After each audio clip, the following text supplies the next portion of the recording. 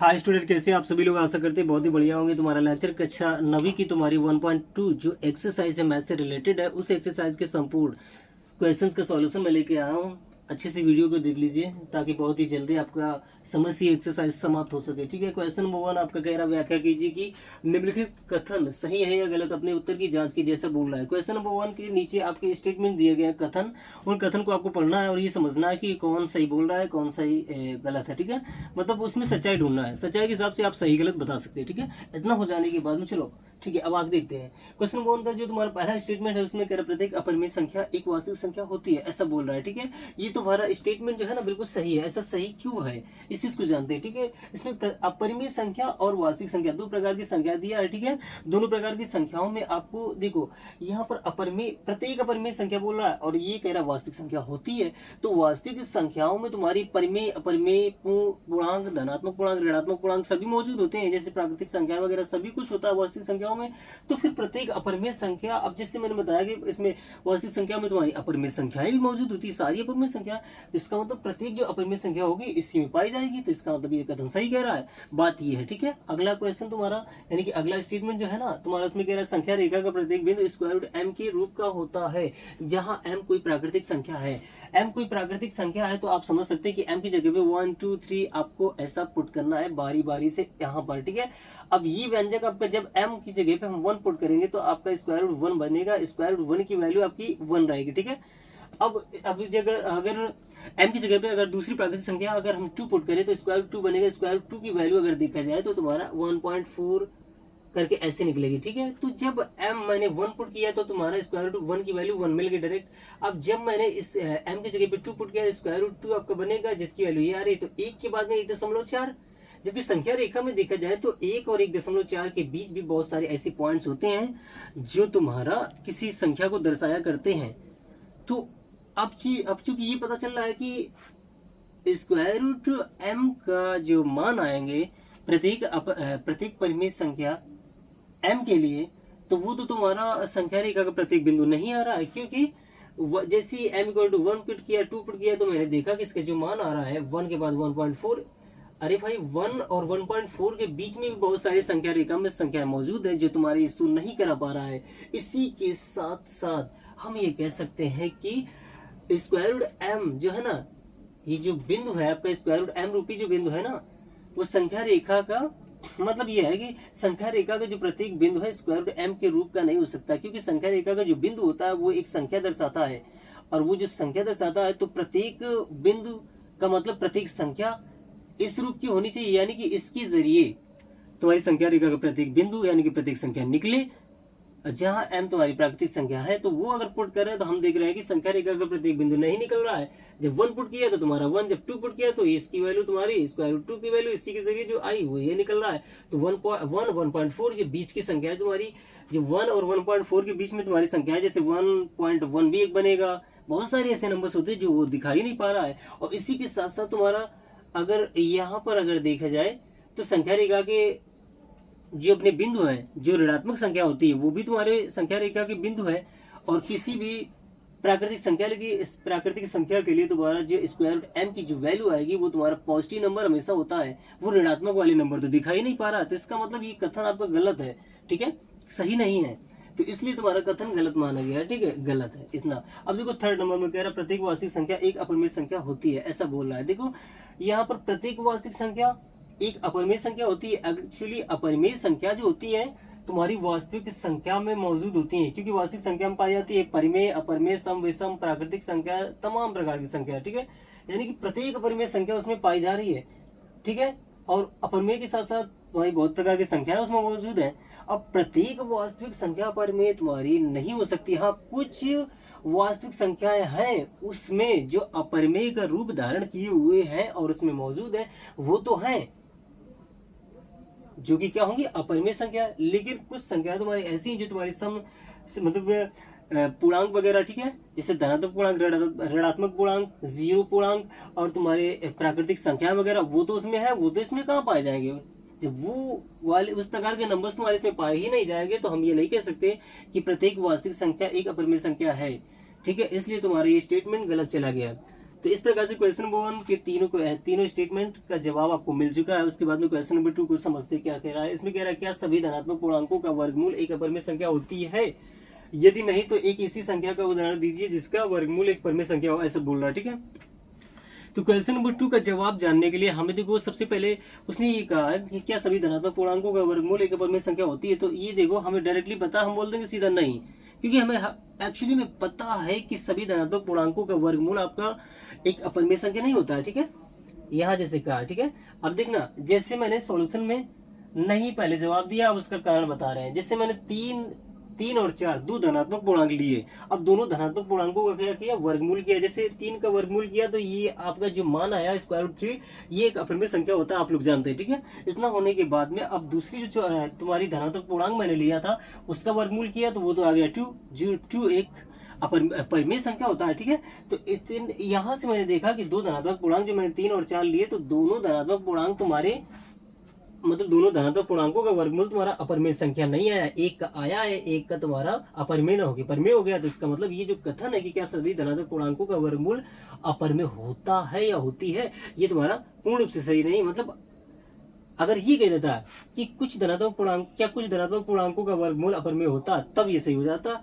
इसलिए क्या सभी धनात्मक पूर्णांकों का वर्गमूल एक अपरिमेय संख्या होता है, ये अगर कह रहा था ये तो गलत हो गया, क्योंकि एक धनात्मक पूर्णांक का तुम्हारा वर्गमूल अपरिमेय आया है, दूसरे धनात्मक पूर्णांक का वर्गमूल तुम्हारा यहाँ पर देख रहे हैं कि वो अपरिमेय ना होकर बल्कि परिमेय। इसी प्रकार के बहुत सारे नंबर्स हैं जिनका वर्गमूल आपका अपरिमेय होगा, और बहुत सारे नंबर्स ऐसे हैं, मतलब धनात्मक पूर्णांक ऐसे हैं जिनका वर्गमूल आपका परिमेय संख्या होगा। जैसे इस प्रकार के तुम्हारा एक 2 भी होगा, √2, √5, ऐसे तुम्हारे अपरिमेय जाएंगे। लेकिन स्क्वायर रूट जैसे ये तुम्हारा 4 आ गया था, इस प्रकार √9, √16 ये तुम्हारे क्या होंगे, एक परिमेय संख्या बनाएंगे, इसलिए। ठीक है, तो इतना तो तुम्हारा जवाब मिल गया कितनी चीज तक होती है, यहाँ तक। अब कह रहा यदि नहीं तो एक ऐसी संख्या का उदाहरण दीजिए जिसका वर्गमूल एक परिमेय संख्या हो। तो उदाहरण के रूप में आपका ऐसी धनात्मक पूर्णांक मैंने दिखाया है जिसका वर्गमूल एक परिमेय संख्या बनकर तैयार है, वो है आपका √4।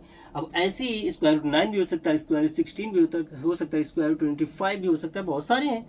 उदाहरण के रूप में सिर्फ एक पूछ रहा था। ठीक है, तो इतना हो जाने के बाद में क्वेश्चन नंबर 2 का सॉल्यूशन आपका हो चुका है।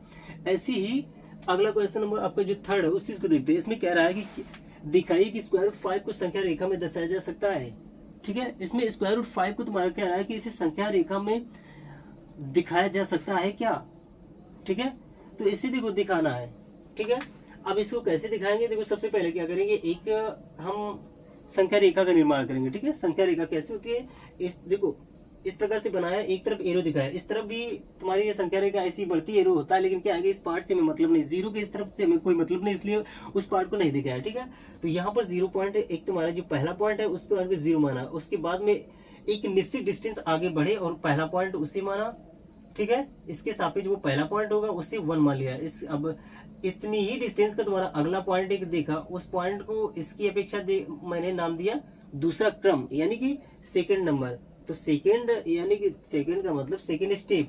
ठीक है, पहला स्टेप दूसरा स्टेप, ये इसी के सापेक्ष। तो पहली संख्या दूसरी संख्या, यानी कि 1 यूनिट 2 यूनिट। अब यूनिट क्यों, क्योंकि इनकी डिस्टेंस प्रत्येक दोनों खांचियों के बीच की डिस्टेंस आपको सेम देखने को मिलेगी। ठीक है, तो ये पहली यूनिट है, ये दूसरी यूनिट है, किसके सापेक्ष, 0 के सापेक्ष। तो इस प्रकार से मैंने दूसरी यूनिट पर एक 1 यूनिट का परपेंडिकुलर डाला। ठीक है, तो 1 यूनिट का परपेंडिकुलर डाला और ऊपर का जो पॉइंट होगा उसे C नाम दिया, और यहाँ पर जो 2 पॉइंट है उस पॉइंट को मैंने B नाम दिया। ठीक है, B नाम देने के बाद में अब ये जो 0 पॉइंट था उसे O नाम दिया। तो O, B और C ये 3 पॉइंट आपके मिले, जिसमें OB की डिस्टेंस आपकी 2 यूनिट, क्योंकि 1 2 2 यूनिट ये होगा। ठीक है, अब इतनी ही यूनिट या इतनी ही यूनिट का एक ये परपेंडिकुलर मैंने OB पर ये लिया। परपेंडिकुलर का मतलब 90 डिग्री का कोण बनाया, किसके साथ में, इसी लाइन के साथ में, तो ये आपका बन रहा है। ठीक है, तो इस पॉइंट को मैंने C माना। इतना मानने के बाद में अब देखो ऊपर वाले पॉइंट को इससे मिलाएंगे तो ये CO से मिल गया। मिलने के बाद में ये आपका क्या, कौन सा त्रिभुज बन गया, समकोण त्रिभुज, यानी कि OBC आपका समकोण त्रिभुज यहाँ पर देखने को मिल रहा है, जहाँ पर आपकी OB जो आधार भुजा है और जो आपका BC है वो लंब भुजा है। ठीक है, तो इन दोनों की लंबाई आपको दिया है, जो कि 2 यूनिट और ये 1 यूनिट है।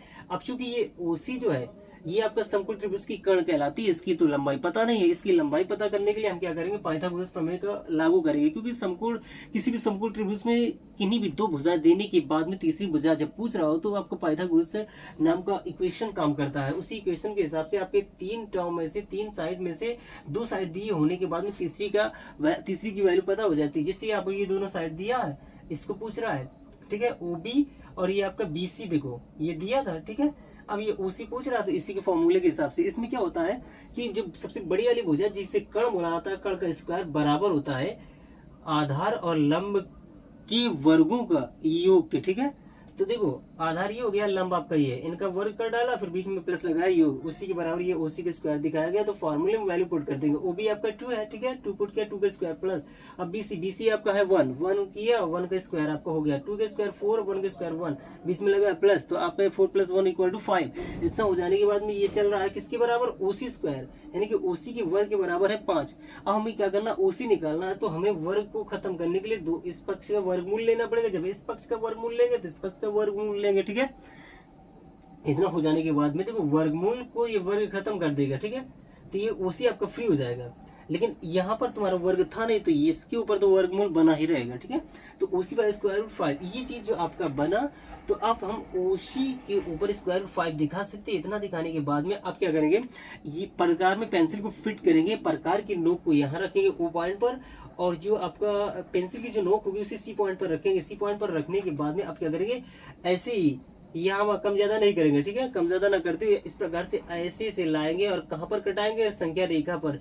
जिस पॉइंट पर ये ऐसे करके काटेगा वो जो पॉइंट आपका होगा वही √5 की दूरी तय करेगा। किससे, इस O के सापेक्ष, O पॉइंट के सापेक्ष। तो तुम्हारी ये दूरी आएगी इस पॉइंट की, कटान पॉइंट की, वो √5 यूनिट की डिस्टेंस होगी, ठीक है। तो बस √5 यूनिट की जो डिस्टेंस, यानी कि वो ऐसा पॉइंट आपका मिलकर तैयार होगा संख्या रेखा पर, जिसको √5 से डिनोट किया जाएगा। मतलब ये हो गया √5 नाम का संख्या आपका संख्या रेखा पर यहाँ पर देखने को ये मिल जाएगा √5। बस यही आपसे पूछ रहा था, ठीक है। इसी प्रकार से तुम्हारा क्वेश्चन नंबर 4 दिया है, उसमें क्या कह रहा है, क्रियाकलाप करना है, ठीक है। इसी प्रकार का तुम्हारा क्वेश्चन होगा और उस क्वेश्चन को क्या करना है, तो मनोरंजन के हिसाब से अपना क्वेश्चन को सॉल्यूशन निकालना, मतलब उसे सॉल्व करना। वो एक इस प्रकार की चीज़ है, तुम्हारे एग्जाम में कभी ना आने वाली चीज़ है, एक मनोरंजन के हिसाब से इसी प्रकार का उसमें एक काम करा रहा है कि ऐसे करते जाओ तुम्हारा ऐसे ऐसे बन के एक सर्कल बना देगा। तो उसमें क्या है, कुछ भी नहीं। वो चीज़ तुम्हारा जब एग्जाम में तुम्हारा आने वाला कोई चीज़ नहीं है तो वो तुम्हारा बताने लायक भी कोई चीज़ नहीं। लेकिन एक बात बता देते हैं कि अगर आपकी मन हो उस चीज़ को सॉल्व करने, क्वेश्चन नंबर 4 को सॉल्व करने का, तो वो आपका इसी प्रकार से सॉल्व होना है, ठीक है। जैसे यहाँ पर देखो, आप क्या करेंगे, इस C पॉइंट से परपेंडिकुलर 1 यूनिट कटालेंगे इस प्रकार से। तो ये आपका परपेंडिकुलर इस पॉइंट को ऐसे मिलाएंगे तो ये आपका बनके तैयार होगा नया कर्ण।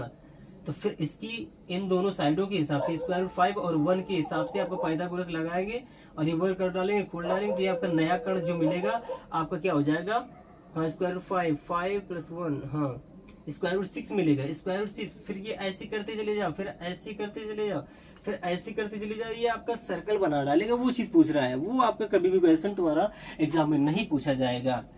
तो आशा करता हूँ हमारा ये लेक्चर तुम्हें बहुत अच्छे से समझ में आएगा। एक्सरसाइज 1.2 आपका क्लास 9 की जो एक्सरसाइज पहला जो चैप्टर था उस चैप्टर की